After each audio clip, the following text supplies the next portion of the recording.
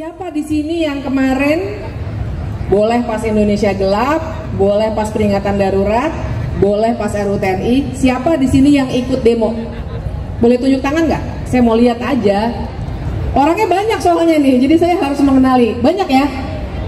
Alhamdulillah, puji Tuhan. Oke.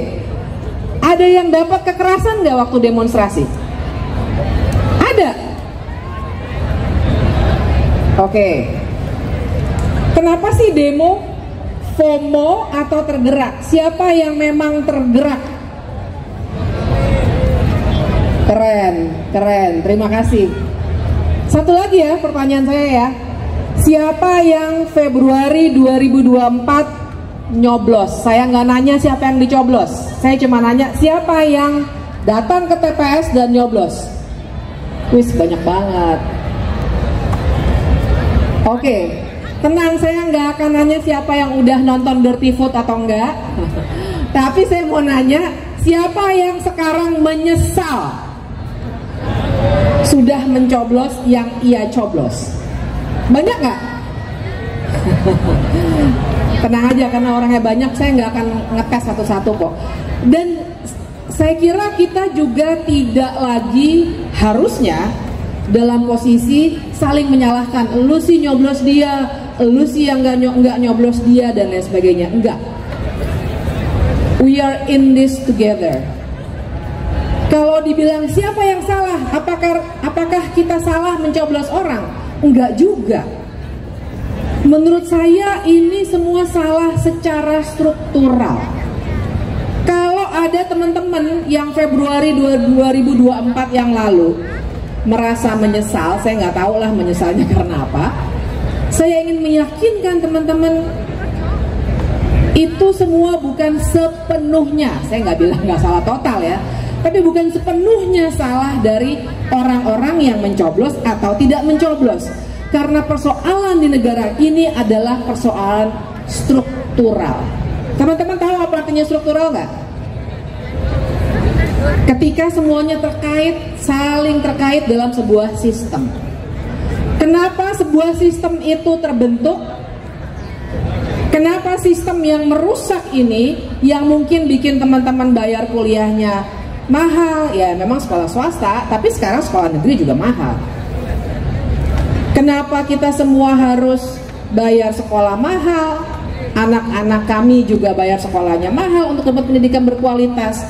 Kenapa untuk dapat pelayanan kesehatan yang bermutu mahal? Bahkan untuk beli air yang di bawah kita ini banyak, yang kadang-kadang kita benci kalau lagi hujan kita kebanjiran. Kalau kita mau minum kita harus beli. Teman-teman, kalau nggak usah jauh-jauh ke Amerika, ke Eropa, ke Singapura, minumnya dari mana? Air keran. Kenapa di sini nggak bisa? Di negara lain bisa. Kemana uang pajak kita, teman-teman? Itu bukan salah satu, dua, tiga orang. Sistem yang bikin begitu. Makanya malam ini saya nggak akan ngajak teman-teman bernostalgia apa yang terjadi 98 dan seterusnya. Walaupun itu tetap perlu, tapi mari bernostalgia secukupnya. Karena saya ingin ngajak teman-teman untuk mengaitkan yang lampau 98, nanti porsinya Bang Jonjon untuk bercerita, dengan sekarang. Apa yang menautkan yang dulu dengan yang sekarang? Justru saya mau bilang yang menautkan adalah masa depan. Teman-teman tahu berapa banyak pengangguran sekarang di Indonesia? Mencemaskan. Teman-teman tahu ketika 3 atau 4 tahun lagi teman-teman lulus, mudah-mudahan lebih cepat, mungkin teman-teman akan susah dapat kerja. Dan ini semua terjadi salah satunya karena negara hukum di negara ini begitu kosong, bobrok. Dan kenapa itu bisa terjadi? Karena ada ketidakpastian hukum, satu. Karena ada ketidakadilan yang bahkan jangankan kita-kita, investor asing mau masuk ke sini, investasi, menaikkan ekonomi, memberikan lapangan kerja buat teman-teman, males. Mendingan ke Vietnam yang hukumnya udah bisa diukur. Mendingan apalagi ke Singapura, ketaatan hukumnya tinggi. Nah, pertanyaan besarnya kan, kenapa tuh negara hukum kita nggak pernah bisa terbangun dari zaman kita merdeka sampai 60-an, sampai 98 dan seterusnya. Salah satunya teman-teman adalah karena kita nggak pernah berhasil menyelesaikan pelanggaran hukum di masa lalu.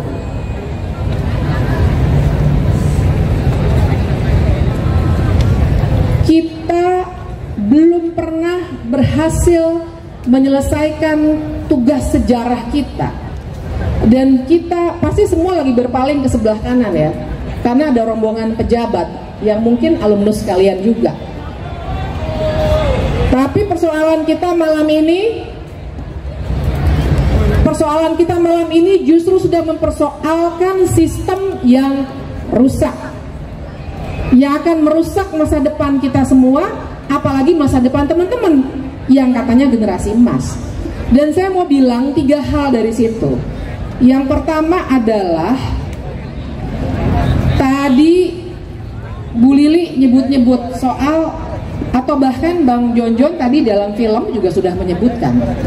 Tapi saya ingin mengafirmasi bahwa kalau kita tidak pernah bisa berhasil menyelesaikan pelanggaran HAM berat masa lalu, apalagi yang terjadi pada tahun 98 yang malam ini kita peringati, percayalah negara hukum tidak akan pernah terbentuk di negara ini. Teman-teman, negara hukum bukan sekedar dibangun oleh jajaran pejabat, bukan dibangun oleh mobil-mobil mewah, bukan dibangun oleh gedung-gedung tinggi dan banyaknya orang berseragam.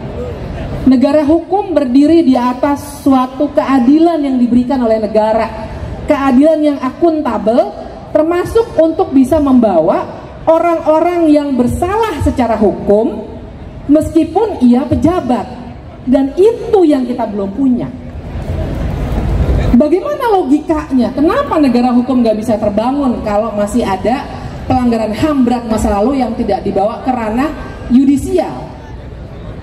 Karena artinya tadi Bu Lili sempat nyinggung-nyinggung impunitas ya. Kalau kalian memperhatikan, nih crowdnya segini gede, saya khawatir nggak semuanya sebenarnya mendengarkan apa yang tadi disampaikan. Tapi izinkan saya sedikit mengulang. Bu Lili tadi bilang satu kata kunci, apa tuh? Kalau ada yang ingat, impunitas.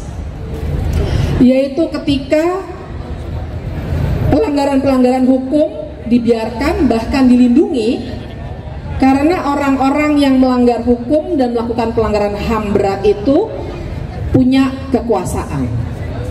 Nah teman-teman, kalau impunitas ini terus-menerus berjalan, jaringan yang merusak hukum nggak akan pernah runtuh.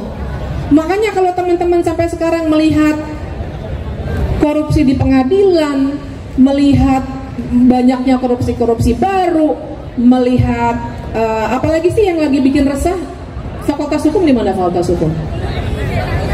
Oh paling ujung, oh sebelah sana, oh jauh ngobrolnya. Yang paling bikin sedih semuanya teman-teman, karena hukum itu yang paling kelihatan kan. Itu terjadi karena pengadilan kita nggak pernah dibangun berdasarkan prinsip negara hukum yang kuat. Itu satu. Yang kedua, saya juga ingin mengingatkan teman-teman, justru karena kita belum berhasil mengorek itu semua secara yudisial, maka peristiwa itu jangan pernah dihapus dari sejarah. Teman-teman tahu sekarang sedang ada penulisan ulang sejarah Indonesia. Pada tahu nggak? Deg-degan nggak sih? Kalau saya deg-degan. Deg-degan. Jangan-jangan yang terjadi di sini 27 tahun yang lalu akan hilang. Soalnya bukan cuma mendelete ya, zaman sekarang gampang banget, copy, delete gitu ya, blok terus delete dan seterusnya. Bukan cuma itu. Soalnya adalah yang memberikan fondasi bagi apa yang kita punya sekarang. Kita punya kebebasan berekspresi yang sekarang lagi dirusak. Kita punya kebebasan berpendapat yang sekarang lagi diganggu. Kita punya Mahkamah Konstitusi yang dicoba terus diobok-obok sampai menghasilkan putusan yang mengizinkan seorang yang punya hubungan nepotisme sebenarnya bisa jadi wakil presiden. Tapi itu semua kita punya pembatasan kekuasaan presiden. Dulu 32 tahun, sekarang 2 tahun cukup. Itu aja mau diperpanjang oleh Jokowi tahun lalu, 2 tahun yang lalu. Tapi itu semua teman-teman, landasannya, ibaratnya panggung ini nih, landasannya adalah apa yang terjadi pada Mei 1998. Kalau itu dihapus teman-teman, saya ibaratnya juga akan jatuh dari panggung ini. Panggung bukan sekedar panggung. Mei 98 bukan sekedar simbolisme. Mei 98 adalah salah satu tonggak sejarah penting dalam Republik ini. Dia yang membuat kita punya sistem hukum yang baru, punya konstitusi yang baru. Bayangkan kalau itu hilang dari sejarah.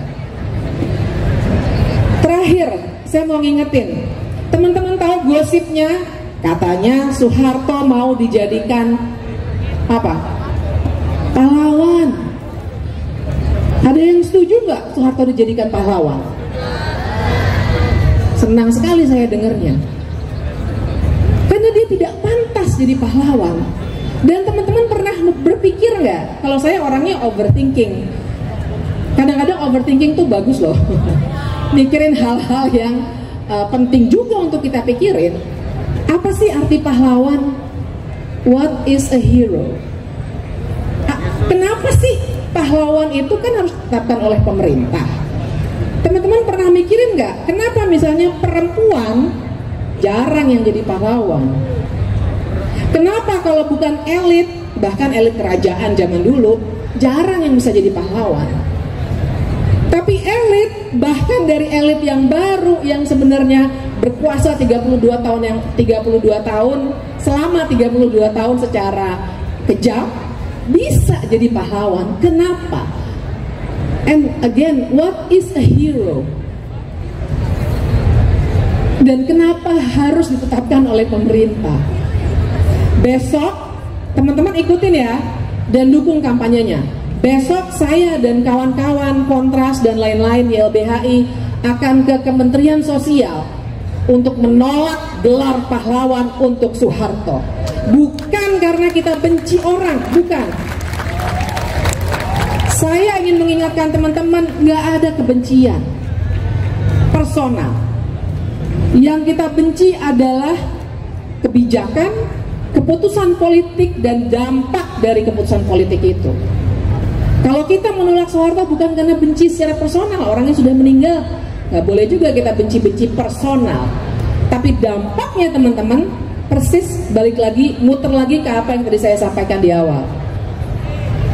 Kita hari ini kumpul lagi, kita hari ini mungkin kesel karena apa yang terjadi Februari 98 dan seterusnya, Februari 2004 maksud saya, dan seterusnya. Itu semua dikarenakan masa lalu yang tak pernah usai. Bayangkan kalau masa lalu itu di-delete begitu saja. Padahal memori hukum dan sejarah bangsa itu bukan seperti memori personal kita. Relasi kita dengan negara bukan relasi antar manusia. Antar manusia kita sebaiknya berprasangka baik, saling memaafkan, namanya juga manusia. Tapi negara dan warga memang relasinya tidak setara. Kita kalau mau membangun negara hukum harus berangkat dari penyelesaian pelanggaran HAM berat masa lalu dan tidak boleh menghapus sejarah yang membuat bangsa ini seperti sekarang. Nah, saya berhenti dulu di situ karena nanti kita mungkin kalau ada waktu ngobrol-ngobrol lagi. Terima kasih.